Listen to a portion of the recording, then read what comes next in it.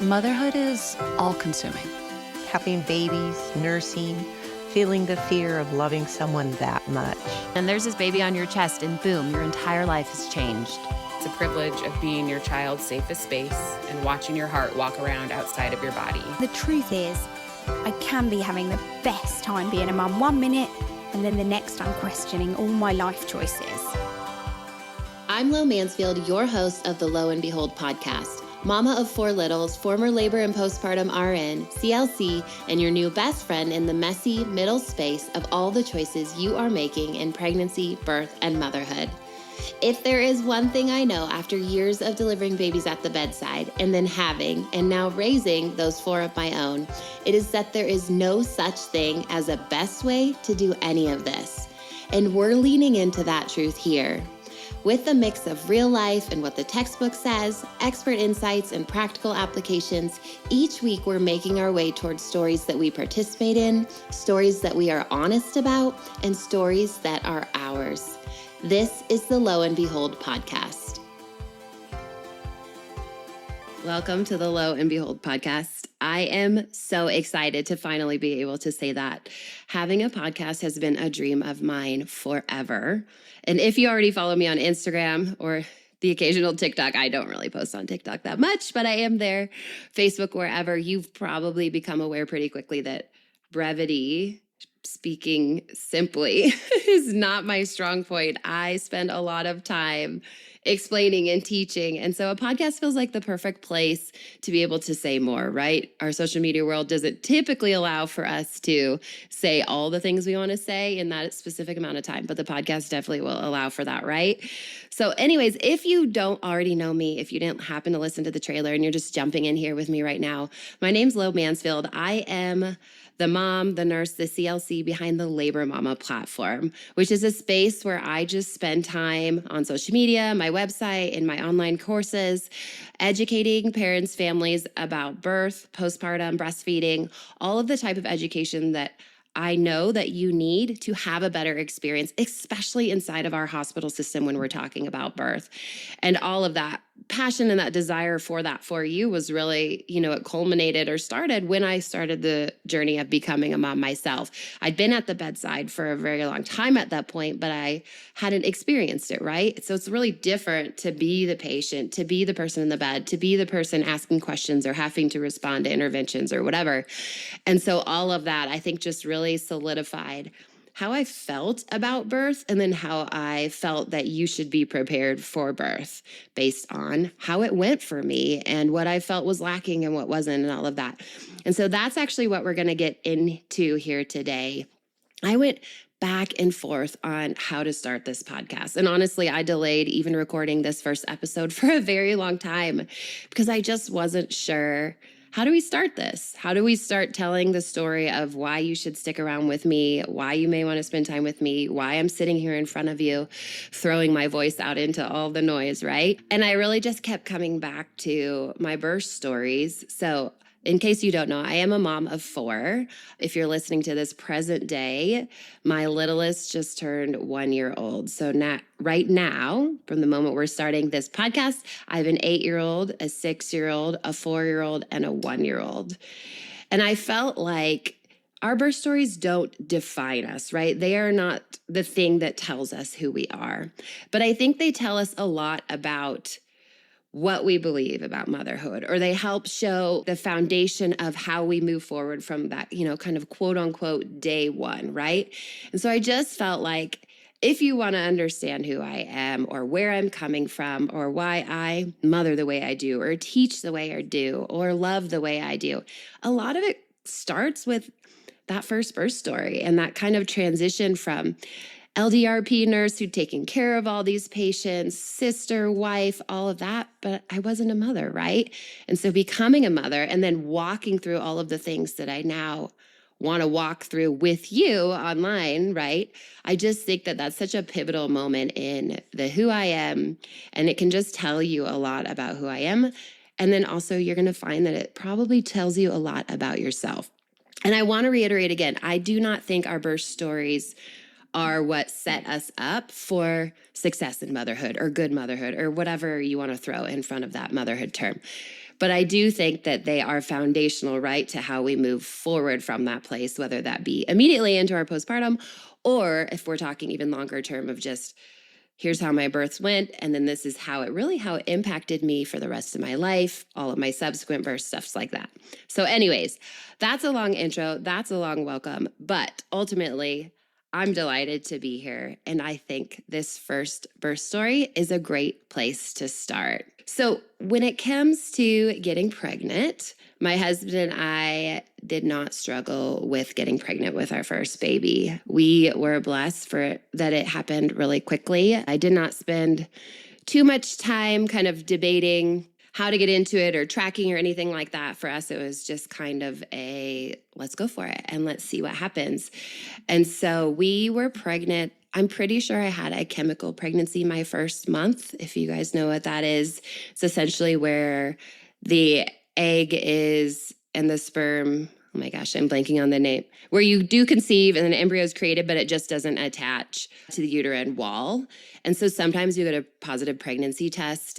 Sometimes you won't, but often what happens is your period comes, like 5, 6, 7 days late, because for that briefest interval, your body was kind of, I guess the word's like hesitating, because that embryo was potentially there and it just doesn't attach. So pregnancy never really begins. But the second month of trying, we did get pregnant, which was obviously a surprise that it happened so quickly. I think nowadays, often a lot of us think that it just won't happen quickly for whatever reason, because we know that infertility and complications and things like that are more common than maybe we had priorly believed, or, that our moms talked about or whatever. So we were delighted and very excited about this pregnancy.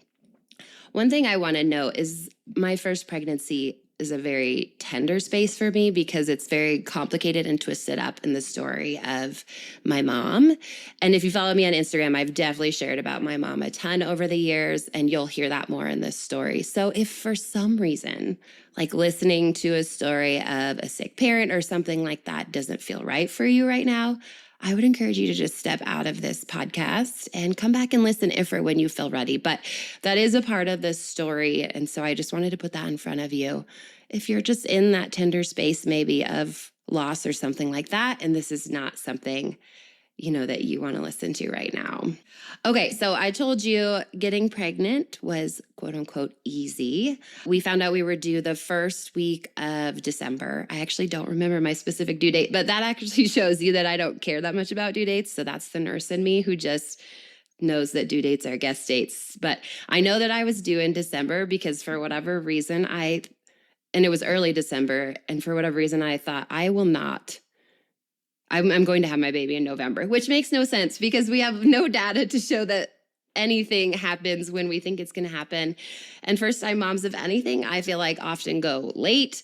And the data we do have shows that in general, the majority of us deliver around 40 weeks and 3 days to 40 weeks and 5 days. That's like average. So I don't know why I was convinced that I would have my baby in November, but I was. So there you go. Interestingly, a lot of people ask, oh, how'd you tell your husband, And I actually am maybe a weirdo. You can leave me a comment and let me know. But I kind of kept it a secret from my husband, Kelvin. And so I think I took the pregnancy test, I want to say like early in the morning. And it wasn't positive. I tossed it in the trash. And then I came back to it later, which I know it's like technically not positive if you have to come back to it. But it was obviously positive a couple hours later. I don't remember why I came back and looked at it again. I think it was just my period was late. And so I thought I have to be pregnant, right? So I came back to it and it was positive. And I sat on that I think I sat on it for the whole day. I'm surprised I can't even remember it now. It might have even been till the next day because for whatever reason, I told him on Easter. And I remember standing with him in church. I think it had happened that morning, or I'd taken the test that morning. Anyway, we're standing together at church, and I remember just singing and thinking, I'm pregnant right now, and nobody in the world knows, not even my husband, which maybe makes me not sound that nice because he should know. But I just wanted to tell him in a sweet way, not that running into their room and waking them up or whatever, their room. We share a room. But it's not like you can't tell them straight away as soon as you know. But I wanted to do a little something. So I made this little card, and that night I gave it to him. And I've since made a card for all of our other babies that has this little like a little poem that basically says, you know, it's going to be 2, we're going to be 2, and then we're going to be 3, or we're having another baby. So I have these cute little cards that I've always shared with him when I've told him, because I've never told him immediately. I've always kind of then given him this card once I've known we were pregnant. And I have these cards now and I keep them, and they're glued to the front of our kids' baby book. So it's kind of sweet memory. But anyways, I told him that night, and then we kind of waited for quite a while before we wanted to tell parents and family and stuff. You're going to learn this from me. I have no qualms with you telling the whole world the second you're pregnant. I don't care if you keep it a secret the whole time. Like, I absolutely think the idea of sharing our pregnancy when we want to, there's any right moment in all of that, whether that be sharing with your family, your best friend, the world, social media, whatever. I don't think that you have to wait. I don't think that you have to do it straight away. I think you can keep it from people. It's totally between the two of you. So I just felt like I wanted to wait until we'd gone to that first ultrasound and ideally heard that heartbeat, right?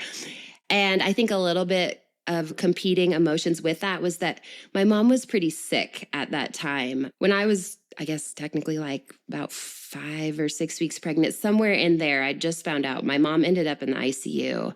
And she has a long health history of complications at this point, cancers that she's beaten, an autoimmune disease, things like that. So she was more or less well. She'd go through something really hard and we'd navigate it as a family, and then she'd beat it. And then, I don't know, a couple of years later, something would happen again. And then, of course, if you're a cancer survivor, at that point, she'd survived 2 cancers, I think it was. Sometimes, you know, the body, you just have more check-ins, more things going on. You can be immunosuppressed or whatever. So she kind of always had a little something going on. But at this specific moment, her body, she just got hit with this fungal infection, pneumonia, and flu all at the same time. And she had an autoimmune disease, which had made her lungs less efficient, let's say.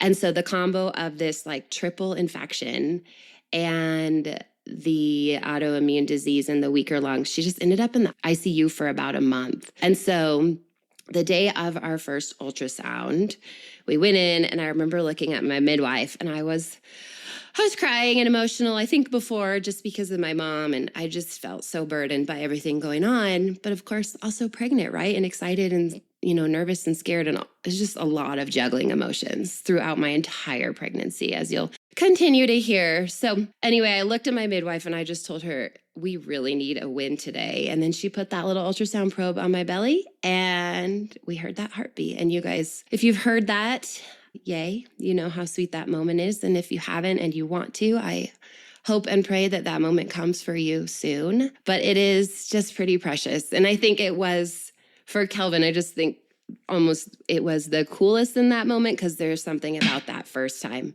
Like, it's been a delight to hear the heartbeat of every single one of my children, and I have cried every single time. But I do really remember that moment with Kelvin where it's just like, oh my gosh, we made a baby and there is its heartbeat. So we got that win. And my husband and I got on an airplane that day. We were planning already to fly home, see my parents so I could spend some time with my mom in the hospital, because we did not live in the same state. So we flew home with the news that we were pregnant and got to tell them. It was a little complicated telling family. It's just not the way you picture it, right? Because she was in the ICU. She couldn't get out of bed. She could talk, and she was, you know, more or less with it. But it was kind of, it was just a little bit, it's a sticky memory, right? Like, you picture telling your parents or whoever it is you love, hey, we're pregnant, and there's cheering and hugging and all of that. And that's not quite how it went. But either way, it was a joy to be able to share something so good with her in the midst of something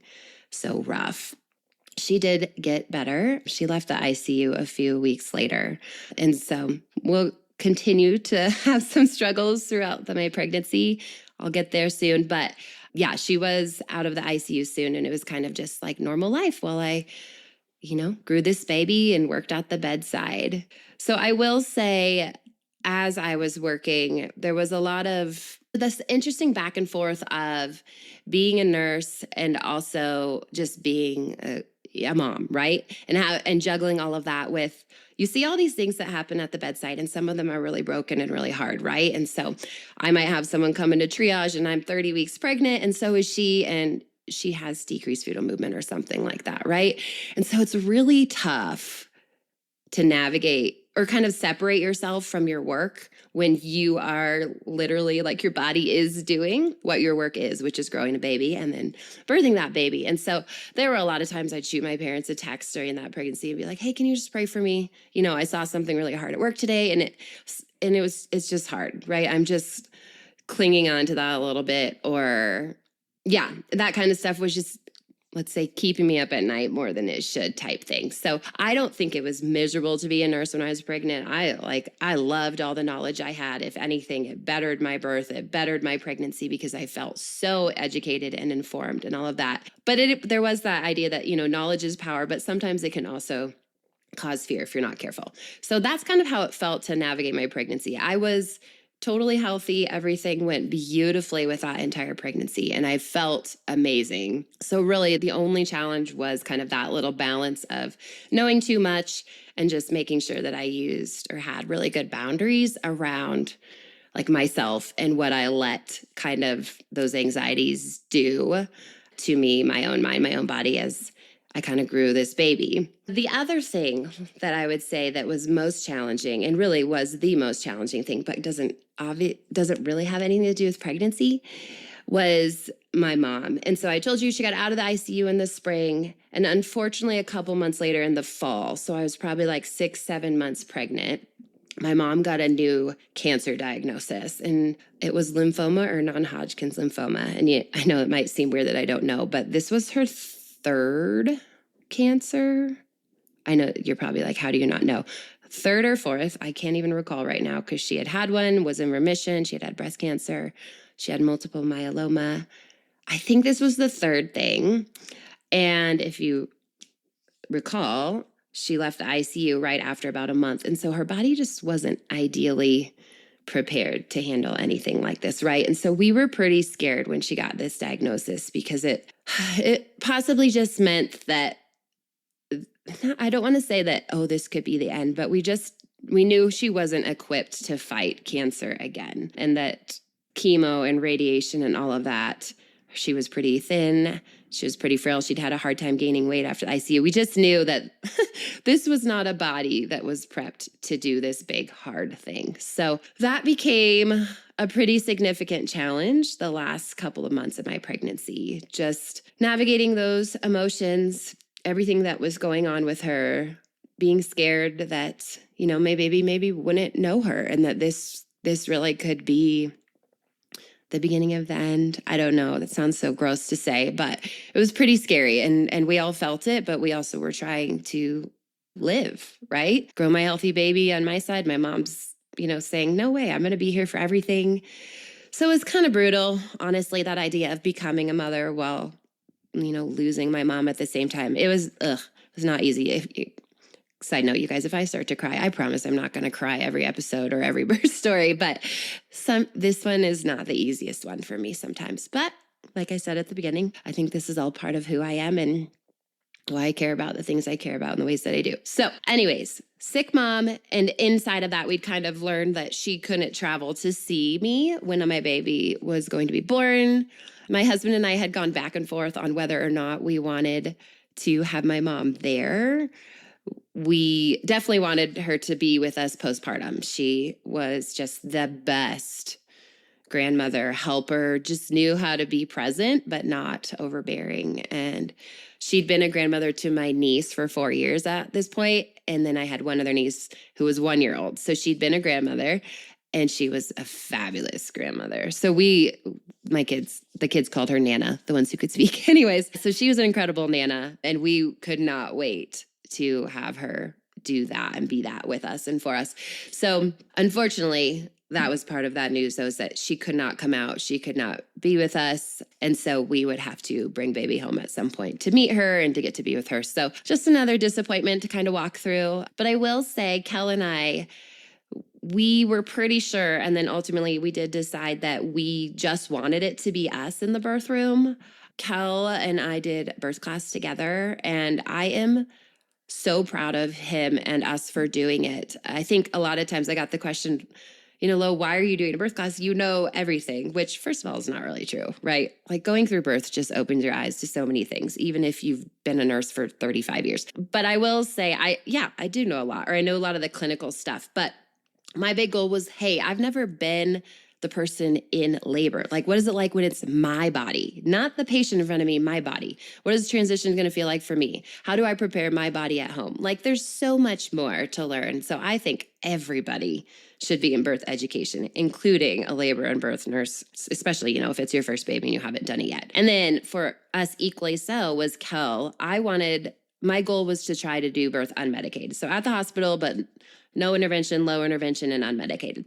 And I wanted Kel to be on board with that. I didn't necessarily feel like I wanted to hire a doula. I felt like my midwives and the nurses who I worked with, because I delivered where I worked every day, that they would be really good support and care and extra love and all that good stuff that you kind of get when you deliver where you work.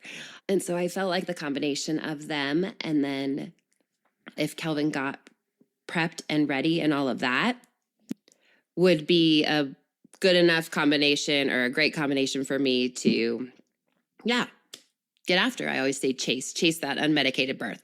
So to get Cal on board, he'd never held a baby. I mean, he had like zero experience in any of this. And to be honest, when I'd come home from work and tell him stories, he was like, yeah, great, I'm good. I do not need to hear any of this. He works in business and consulting, and just our two niches, passions, worlds could not be farther apart. So I felt like it was time for him to get, introduced to this birth world and what it looks like for him to truly actively play a role, because I absolutely knew he could, and I trusted him with that before he ever learned a thing. And so the birth class was just invaluable for the both of us.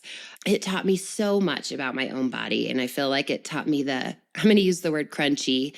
This stuff is not crunchy. It's what we should all just know, and that's why I teach all of this now in my own Your Body, Your Birth course, is because this isn't crunchy. This is our bodies. But the class that we took, we did a class with a doula with two other couples, some of our best friends who were also having babies. And the six of us took it together. And it just taught us so much about our bodies, what was happening, that it was normal, that unmedicated birth was not a weird thing.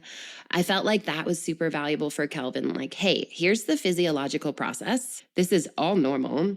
It's what bodies are designed to do. We've got chemicals and hormones and systems moving around together. Like this, not a single part of this is weird or strange or creepy. And if your wife, in this case me, wants that unmedicated birth, then you can absolutely support her in that and know that it's normal and something worth chasing if that's what you guys want. And so I felt like Kel just really grasped onto that once he got the knowledge of the process and that understanding of how it works and just how he could step in. So he was just, he was on board. And then he can be pretty competitive too. And so I think our friends we're in birth class with, I'll be honest, they are both, all six of us are like wildly competitive. Some of them were D1 athletes at their college. So and all of us wanted to do birth unmedicated. So this, you can laugh at me and think that's ridiculous, but I feel like part of it was all of us thinking like, I'm going to do this unmedicated. We're all going to do this, right? So it was almost like, and we were all due within 2 weeks of each other. It was, our kids all literally ended up coming within like 20 days of each other over their 3 births. So I felt like we were all just locked in, and Kelvin for sure, because he is so competitive, was also locked in like, she's going to do this. I'm going to help her, and our friends are going to do it, and we're all going to be able to say we did it. And he probably liked that part of it too. So anyways, we were totally prepared education-wise, as prepared as you can be. And then I, as labor got closer, started doing some of the things, right? All those natural induction tools and tricks and all that stuff that you hear about. The first time I did primrose oil pills. I would poke a hole in them and then insert them in the vagina every night. I think I started that around 37, 38 weeks. I drank the raspberry leaf tea. I did not eat dates, you guys. I know that's like so big, and I teach about it and talk about it. And we talk about all of these tools inside of Your Body, Your Birth, including the ones I've never tried. So yeah, tea, pills, no dates, because I think I just like didn't know a ton about it at the time. Tons of optimal fetal positioning. That really mattered to me in my birth class that I'd taken with that doula. She had just taught a ton about that. And so that felt, from that moment on, honestly, I've just believed that optimal fetal positioning exercises pre-birth and then doing everything we can to have our baby in that great position is just, yeah, it's one of my favorite things. It is the thing, I think, to birth prep, long before tea or pills or whatever. All of that stuff, I have to say, I have to caveat, of course, I did with, midwife approval and just checked in and kind of did the, hey, can I start doing the things? And, my midwives are probably pretty traditional midwives. They're like, yeah, do whatever you want, within safe boundaries. And so those were the big things I did at that time. But I know I told you that I thought Babe would come early without any reason to think so. But I also wasn't obsessed with it, if that's the right word. It wasn't like I started doing the miles circuit every day or lunges or squats. I just quietly and consistently did things each day. I'd sit on a birthing ball at work because I was still working at the bedside, 12, 13, 14 hours a day. I was just kind of thoughtful throughout my day about my positioning, but also didn't feel super stressed about it. I wasn't having cervical checks at my last appointments. I actually never had my cervix checked until we got into labor. Yeah, I was prepped and ready, and for some reason thought that I would go a little bit early. But other than that, I would say I felt pretty chill. If that, I'm not maybe always a chill person, but in that I don't remember being too worked up about anything, but definitely was doing a little bit to get ready. One thing I can say is that I worked all the way up until the baby was born. I know sometimes you hear nurses or other professions as well, they'll take off a week or two before, but we got no maternity leave at work. We could use our disability and then FMLA, nothing was paid. So I did not want to use, a day of leave until my baby was born. And so I had scheduled myself to work up until Thanksgiving. And then I had requested Thanksgiving off because I had thought that my mom could come out and be with us. And then, like I mentioned, it wasn't possible, but I just kept those PTO days just requested off and thought I'll spend the holiday with Kelvin and, we'll be about 39 weeks. So that'll probably feel nice to have Thanksgiving off. So the day before Thanksgiving ended up being my last shift. And I worked, it's so funny to me, 14 hours. And I want to say I was 39 and 0 days pregnant. So obviously, if you've been 39 weeks pregnant, you are pretty uncomfortable and pretty ready. But I worked 14 hours. And you guys, I did it with joy. I felt so amazing this pregnancy. And the reason I worked 14 hours is because right at shift change, this mom walked in and she was having a precipitous birth, which means really, really fast, right? And it was her third baby. And the charge nurse and everyone's looking around because shift change, we're getting ready to go home. And it's like, this woman is about to have a baby. Who's going to take care of her? And so I said I'd stay and I'd deliver her and then go home after that. And so we did. And we had a beautiful birth and she went really quickly. I do not remember exactly what time she delivered, but it was right around 7:15, something like that. And I delivered her and got her through recovery. And then I finally clocked out, clocked out, and then went home. So that ended up being my last shift. It was a very long shift, but it ended in a really beautiful, just classic physiological birth, which is kind of cool to think about now because that would be the last birth that I would see before I would have my own. So the next day was Thanksgiving. We spent it with some friends and their family. Everyone made jokes about me the whole day. Like, oh, don't have the baby on the floor, ha, ha, ha. Everyone likes to make those kinds of jokes when you're really pregnant. But I felt nothing, zero indication of going into labor at all. I do remember there were dates on the charcuterie board for Thanksgiving, and Kelvin was telling me to eat them, maybe it'll do something. So I think I ate one or two. I hate dates. We'll talk about that some other time. So I think I choked down one or two as if that would do anything, which, spoiler, 2 dates at 39 weeks won't. But I did choke them down. I remember Kelvin thinking it could be valuable. So I ate those dates. We had a sweet Thanksgiving with our friends. And then we just went home and we went to bed. And like I said, there was absolutely nothing going on. Never had been checked anyway, zero indication of labor. The middle of the night, you know how it goes, right? I woke up and I actually felt like I had to pee. And so I got up, which is, you guys know, that's normal when you're pregnant. So got up, went pee, laid back down. And then I want to say 15 minutes later, I thought, oh, weird, I have to pee again. And truly nothing else going on. I just thought oh, my bladder feels full. Got up, peed again. And I remember sitting on the toilet and it felt painful to pee, I guess is the best word to say it, because I was feeling, a little bit of crampiness, which I later understood, oh, those were contractions. That's why I felt like I had to pee. And so it was that very cliche, like period crampy fullness feeling, like kind of the front of your pelvis where things just feel full down there. And so at that point, I thought, oh, I think these are maybe contractions. That's why I keep feeling this. Got back in bed, laid down, and had another one like 15 minutes later. And I know everyone says sleep. And if you are a student in my course, I will tell you the same, sleep. But guess what I did not do? I did not sleep. I did not sleep at all. I got up because I, at that point, was like, I can't, I'm distracted, right? I might be in labor and I need to know if I am. Not that you could do a darn thing about it, but so I got out of bed and at some point I started tracking. The first contraction I started tracking was at 00:26. So midnight 26, I got out my little app tracker and I just let Kelvin keep sleeping, of course, and just started tracking. And over the next couple of hours, like textbook, things just started getting closer and closer and closer together. Nothing was, in my opinion, worth waking Kelvin up for, but it was like exactly like you would read in a book. You know, I'd woken up and those were 15 or 10 minutes apart, and then it was 8, and then it was 7.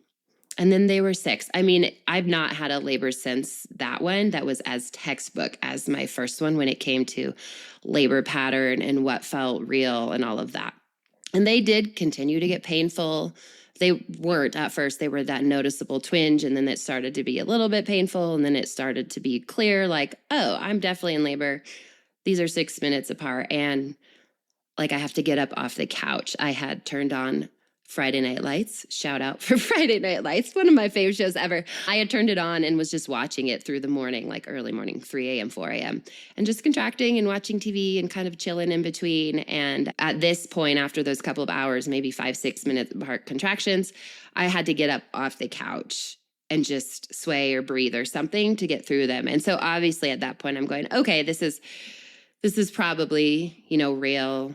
When should I wake up, Kelvin? Like kind of start having the true conversation in your head of what to do and what does this all actually mean? And I would also say that kind of at some point in that morning when these contractions got closer, the pain was real.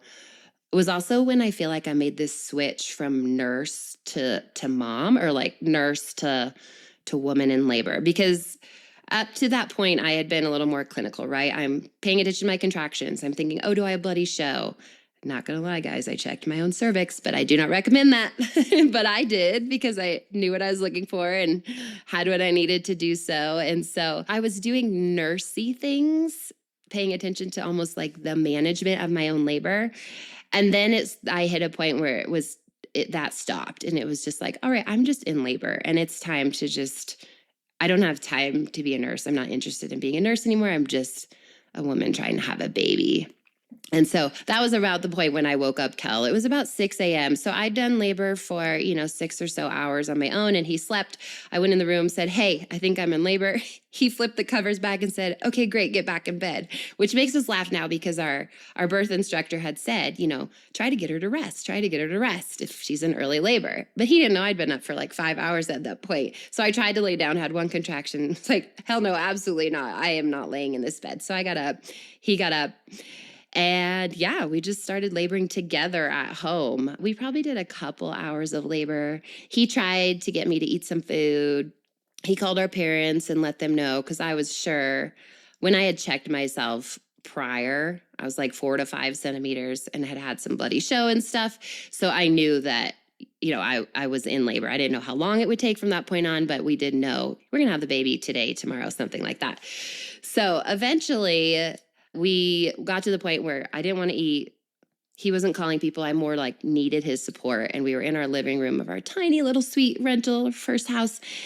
And we were swaying together. I don't know, doing one of those things you can do together when you're laboring at home. And I remember I felt a contraction that I did not feel pushy, but there was a fullness to it. Like, whoa, the baby just dropped. Like something felt different than it had those prior 6-7 hours or so. And I said, I think we should go.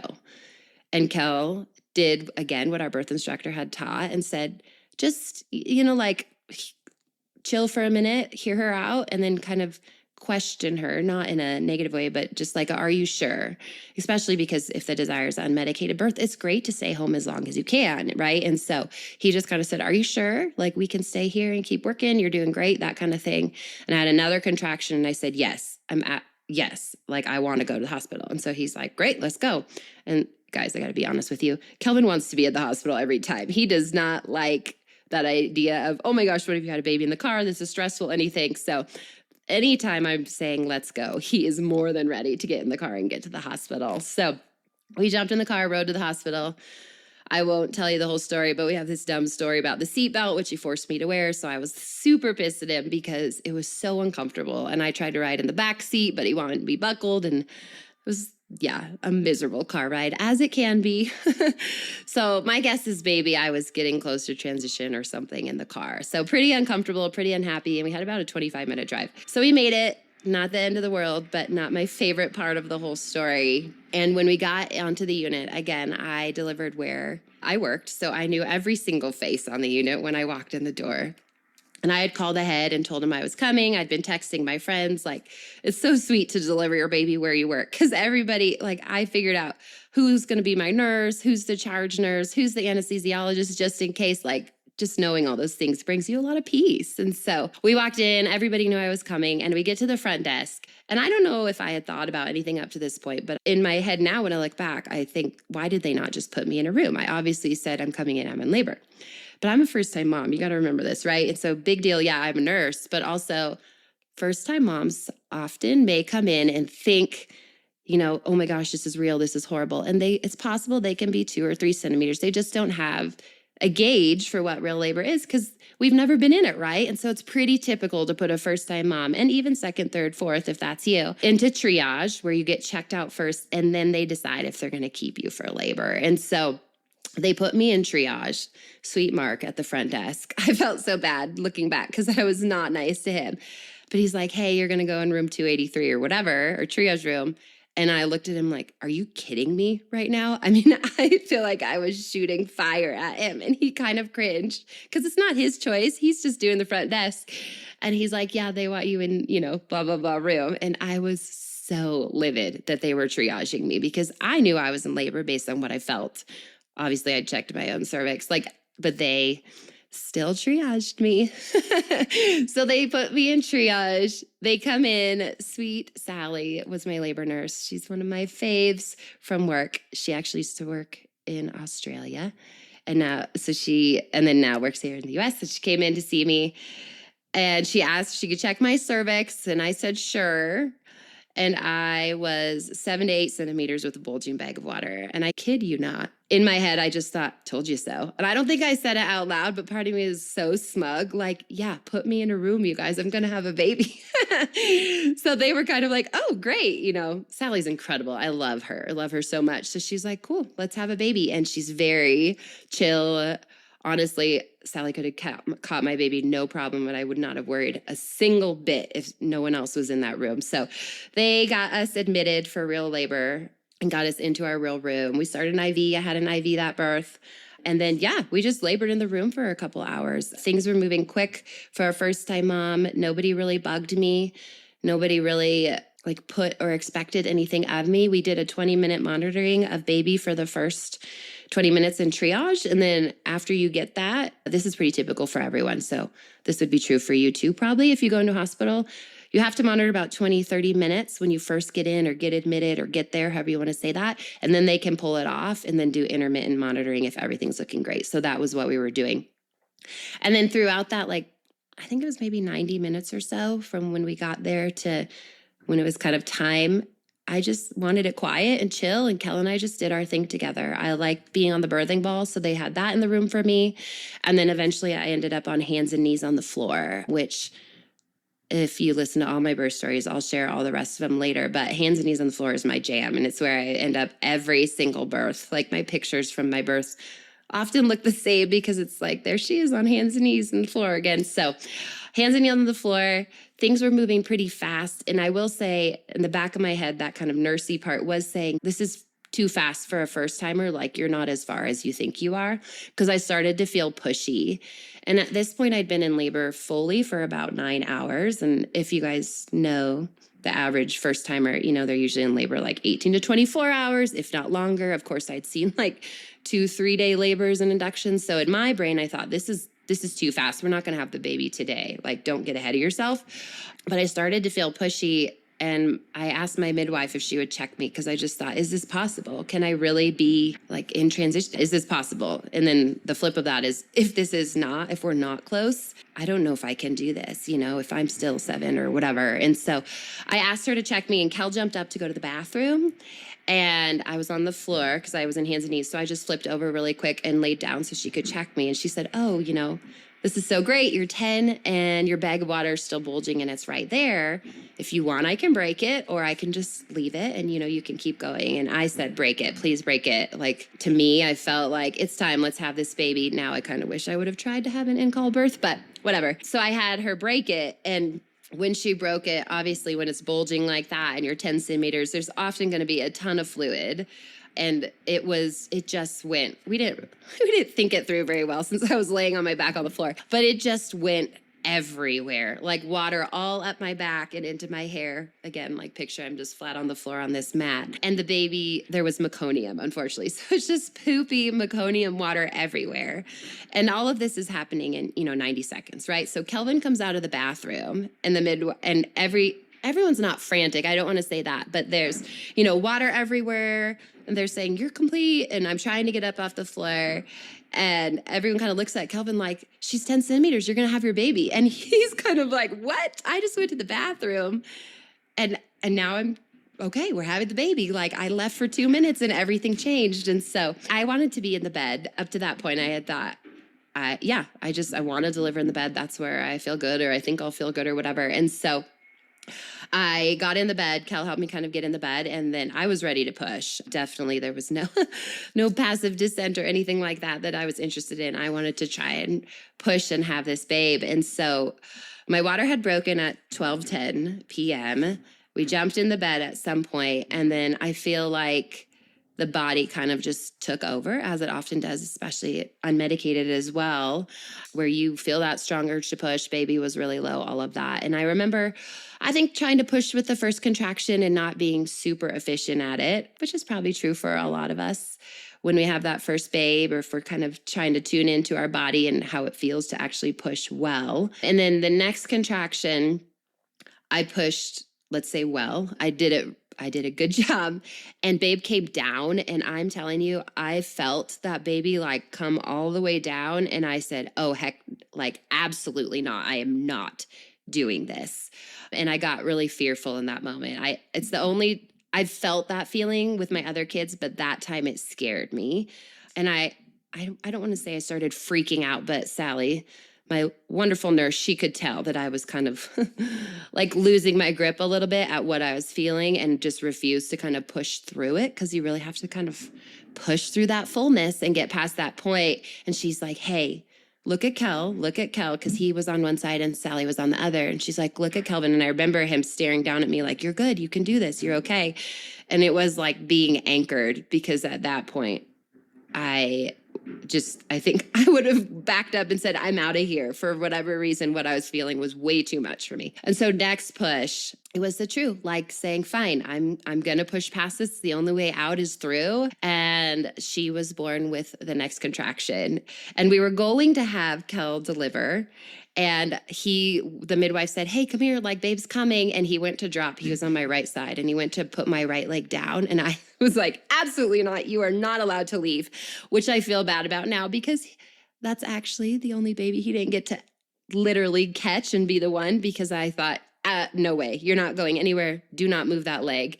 And so I wouldn't let him actually like kind of go around the bed and grab.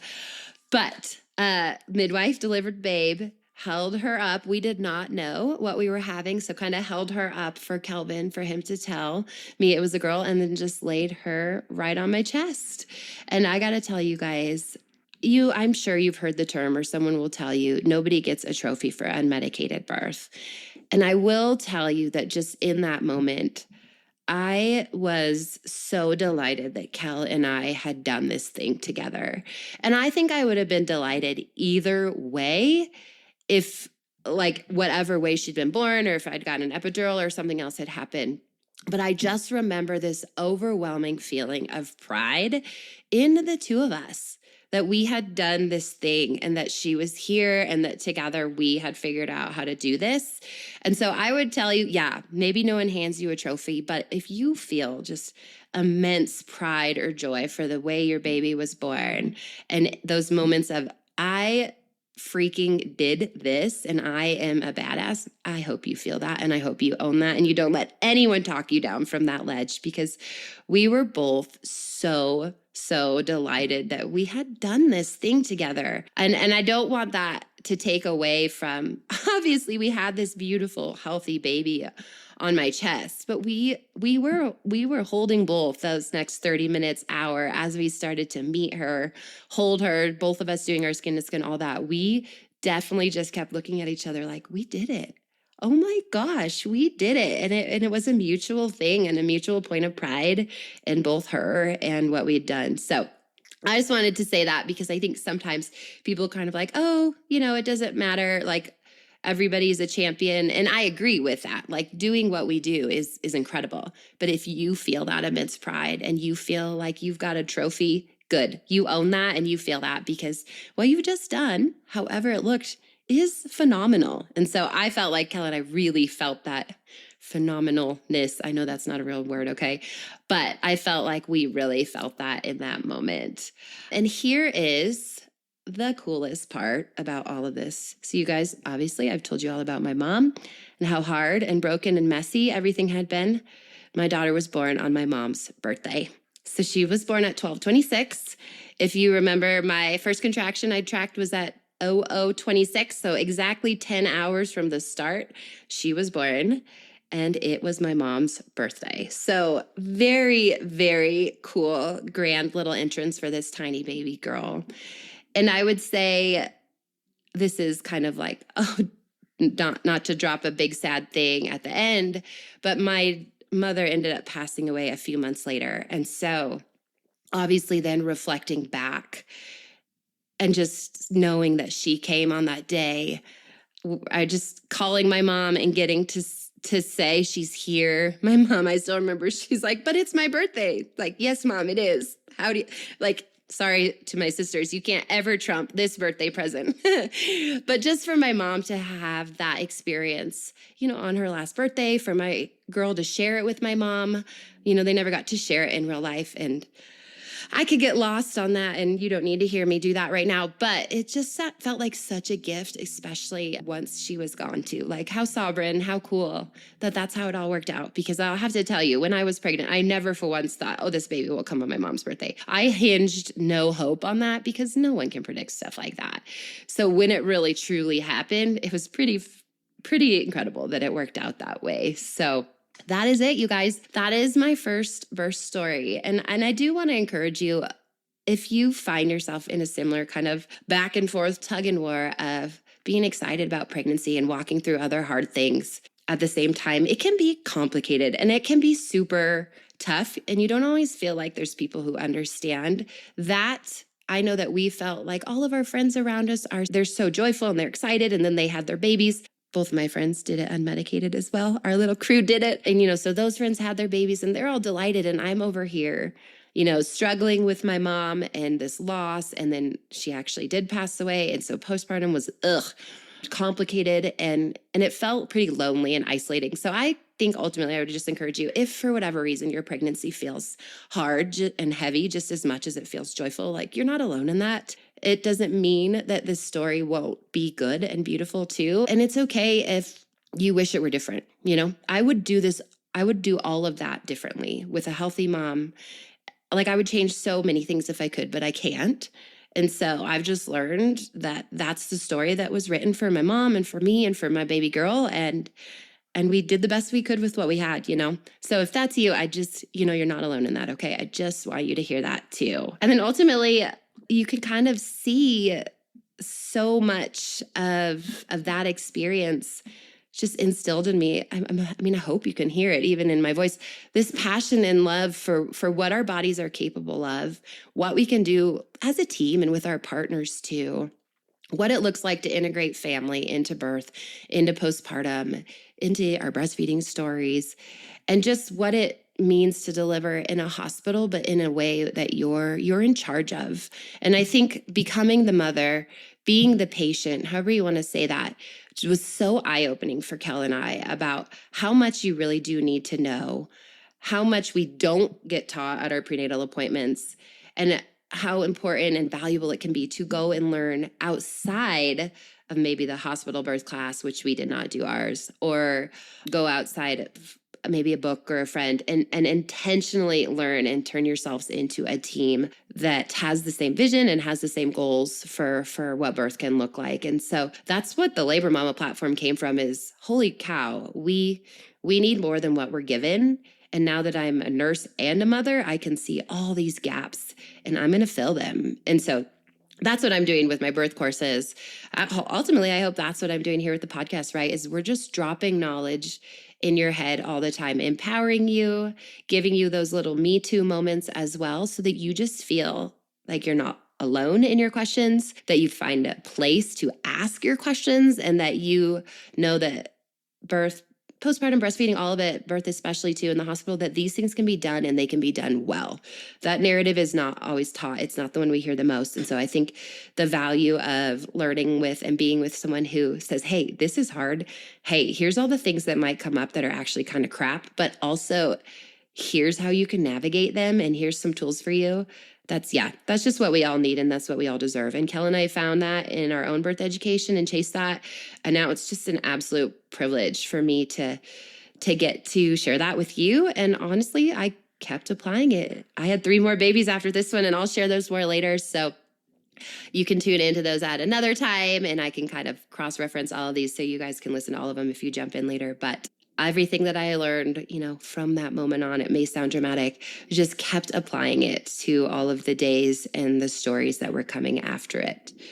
Okay, guys, I'm going to stop there. This ended up way too long, but you will find that I love birth stories, and this podcast is not a birth story podcast, but we will certainly have birth stories in here, not just mine included. So thanks so much for giving me this space to share mine today, and I look forward to talking with you and being with you again in the next episode.